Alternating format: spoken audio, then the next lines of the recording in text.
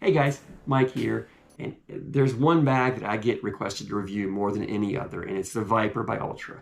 I've done the review of the Viper C's, the Viper B's, the Viper R's. Well, today I have for you the OG, the Viper by Ultra. It's an iconic bag. It's a great bag. A lot of people love to throw this, and for good reason. When you talk about the greatest bags of all time, I think this Viper is definitely the top five. It's probably in discussion for the #1 spot. I have to stop and think about who else is there, but it's definitely a very elite bag. It's not one of my favorite bags to throw, and I will explain why here in a bit.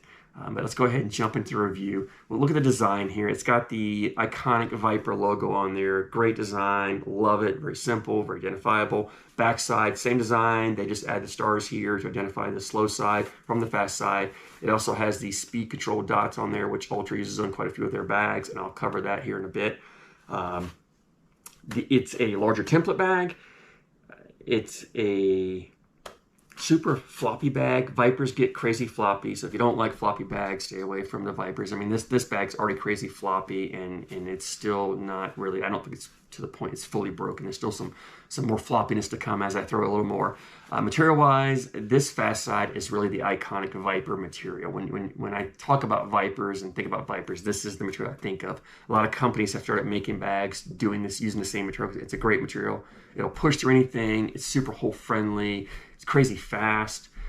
The slow side here is, well, the fast side is a 9-speed on there. The slow side is a 7. Well, Ultra is weird about how they rate their speeds. They give you 2 speed ratings. They give you the fast, I think it's a fast dry speed rating and a cold damp speed rating, I think is what it is. They say it's a 7-9 fast dry, 5-7 cold damp. I wish Ultra would just say, here's our speed rating in normal conditions, and you know, faster conditions it's faster, slower is slower. I don't know why they don't do that, but it's a 9-speed. I think the 9-speed's pretty, most people agree on that. The slow side is rated a 7 by a lot of people. To me, it's a slow 7, maybe even a 6.5-ish speed. And I think the material itself is a 7, but these speed control dots do slow it down a touch. And I don't know if you can see them. The dots are all over the bag, but in all honesty, they probably cover like 5% of the surface area of the bag is really covered by the dots. I don't really know how much of a difference. They do slow it down, but I think they're more of a gimmick than anything else. But all in all, you're looking at about a 6.5, 7 speed slow, 9 speed fast. It's a bag that you're going to just be sliding up the board in the hole. I mean, it's not really a bag you play a dirty, muddy style game with. There are plenty of other bags better for that. That being said, if you have a softer, more of a finesse type throw, you can put blockers out with this. And I try to do that quite a bit in these videos to show you. You can put a blocker out there. Because it's a larger template, it's going to occupy more real estate in the board, so it does a great job of blocking that hole. However, it's not really much of an obstacle because it's such a hole-friendly, fast material, especially on that slow side. It's just, your other bag's going to push right through and drop it in. So it makes it very easy to collect. Now, if you've got an opponent who has that... maybe that when they see a bag up there visually, it just messes with their mind and they struggle just because the bag is there, then this will do a great job as a blocker against them. But if you got someone who can throw a bag and is used to collecting blockers, this isn't going to cause any bit of an issue for them. It's also a great bag. It makes it easy for you to collect as well. If you throw a blocker up there, because it's a larger template, you're throwing a larger template bag. They're really easy to collect. You don't have to be perfect in your collection. They're going to drop in. Even if you're offline, you get off to your opponent's side a little bit, you can still come across, collect it, and get both bags in pretty easily. It's also a great bag for getting around. You can sneak around bags because it's so floppy, so hole friendly. It'll grab the hole, spin, drop in, or grab the hole and sit there. When it sits there, super easy to collect. You can airmail drag easily. One little comment I'll mention here, and I find this when I'm playing by myself and throwing more so than I do when I'm playing in a game, playing against an opponent, is when this bag is sitting on the edge of the hole and you try to collect, you gotta be careful because they're so floppy, they tend to want to bunch up more than push. And when they bunch up together and they go to fall, they'll wedge themselves in the hole and then they'll stop and then they're stuck there. Again, for whatever reason, I find it happens more when I'm throwing by myself.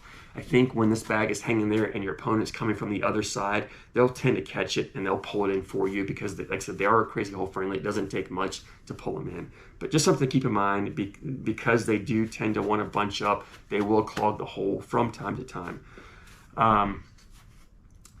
because they're also a larger template bag, they're not great for getting between bags. So if you've got an opponent who's got 2 bags on the board and you want to go between it, you've really got to throw a touch harder or go slick side through there, because if you just throw your normal throw, it's going to kind of get in and wedge and stop. And that's probably the downside to being a larger template bag. But other than that, great bags to throw, easy to put in the hole. I mean, they're very forgiving, because if you do miss your line a little bit, it doesn't take much from the grab to spin and pull right in for you. So it's crazy hole friendly, super fun to throw, easy to put in the hole. Talking about its control dots, and this is why I don't like this bag. It feels like somebody was eating pancakes with their hand, got syrup on their hands, grabbed my bag, threw it, and now there's little syrup dots all over it. And so when I pick this bag up, I just find these little sticky things, and I just don't like the way I feel. This is a super soft material, and then you've got these sticky spots all over the bag. It just isn't comfortable. It isn't fun to feel. And so when I throw, I don't know if mentally I feel it sticking, and I think my hand is sticking or my finger sticking, and I'm trying to adjust. I don't know. I find I'm not as consistent as bags, and I don't know if it's just because these dots are sticking to my fingers, or if it's just mentally I think they are, and I'm trying to adjust for that. The other thing I'll find is these dots, I think, cause this bag to kick a little when the bag hits it. This bag tends to kick more than other bags with the same material do, and I think it's because of those dots. Now, those dots do also aid in the cutting ability of this bag. You can cut with this bag more so than you can faster bags of this speed. So it's a trade-off. You can cut better with this bag, but it causes it to kick a little bit. So you just have to be aware of that. But all in all, it's just the feel. I don't like the way the bag feels in my hand because of those dots. I wish Ultra would make this exact bag, take the dots off. Give me the slow side, give me this fast side, same feel, everything's the same, no dots. I think that may very well be the perfect bag. And with all these different variations Ultra's coming out with their bags, I'm hoping that one of these comes out and it's a Viper no, I don't know, Viper something for no dots on there. That's what I want. But other than that, it's a great bag. Most people love it who throw it. I don't mind throwing the bag. If I get in a blind draw and my partner wants to throw it, I'll throw it with them. But if I have a choice, I think there's other bags I would rather throw. As far as availability, it used to be these bags were pretty hard to get. You had to wait till Ultra did a release or a drop to grab hold of them. I just checked before doing this video, and they're available right now on their website in, I think it's 5 different colorways they had out there. They run right now $150 a set plus shipping. That's their retail price. That's on the high end, a little steep. However, if you do catch them from time to time doing releases or sales, you can get them for like $95 a set, which is a great deal. If you can find them for that price, under $100, I say grab yourself a set. You can also go on the Facebook groups and probably find some used sets for a reasonable price, especially if you're looking at the stamp sets. Those don't really have a high secondary value. If you're looking pre-stamped or especially series Vipers, you're going to be paying several $100s, because those still are crazy expensive. People love those bags more so than the newer ones.